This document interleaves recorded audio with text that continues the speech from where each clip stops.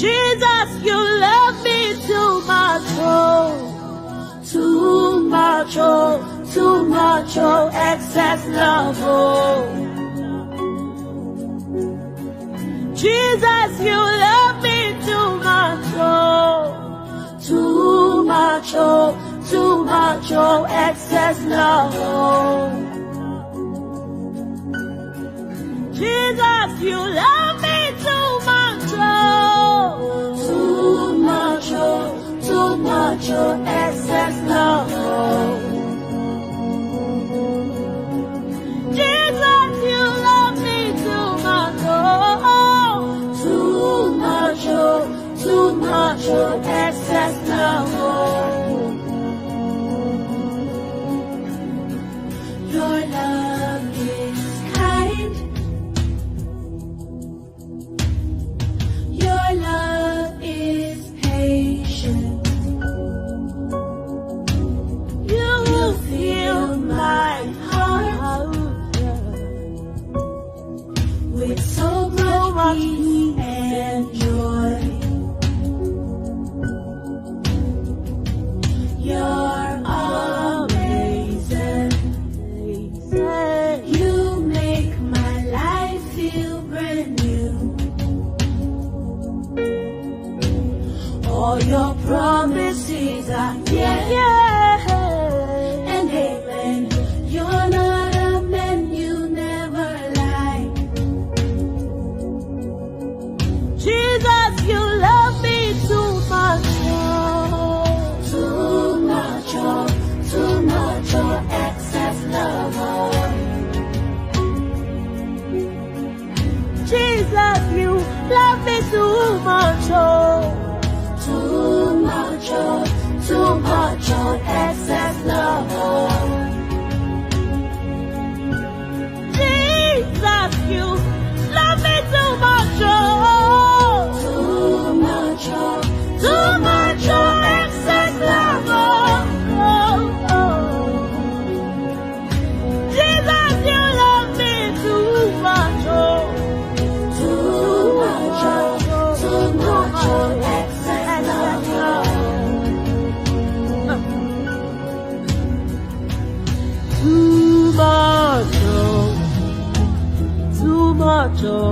Too much, oh, excess love, oh. Your love for me too much, oh, excess love, oh. Too much, oh, Jesus, you love me, oh, that you gave your life for me. What manner of love is this? What manner of love is this that you give it all for me, oh God? Jesus, you love me. You love me. You love me. Jesus, you love me too much, oh. Hey, Jesus, you love me too much, oh. Who am I that you're mindful of me? Hey. Who am I that you gave it all for me? Hey. Jesus, you love me too much, oh. Too much, oh, excess love, oh. Jesus, you love me too much, oh. You love me too much, oh. Unconditional love you ever me, oh. Eloi, my Sabbath, you say it all for me, oh. Thank you for loving me too much.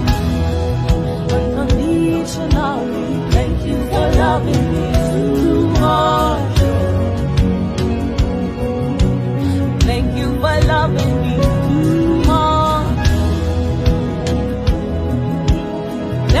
for loving me too much. You love me too much.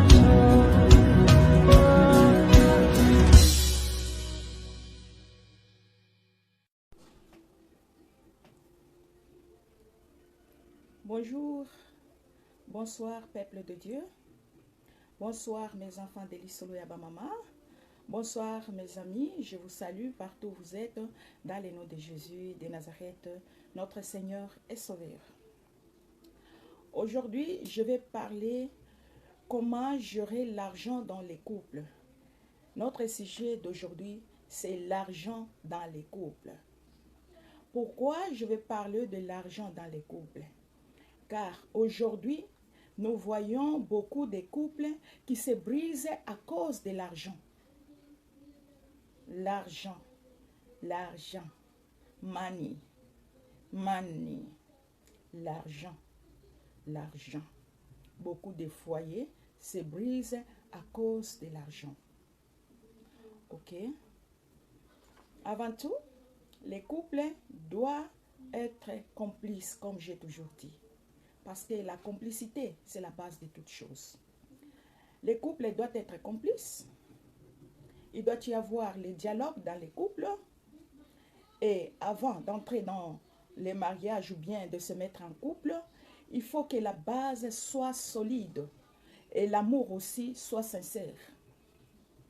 Vraiment, si l'amour est sincère, je crois rien ne peut secouer votre amour. Que ce soit les ondits, que ce soit l'argent, les circonstances, ne va pas secouer votre amour, car votre amour était battu sur les rocs.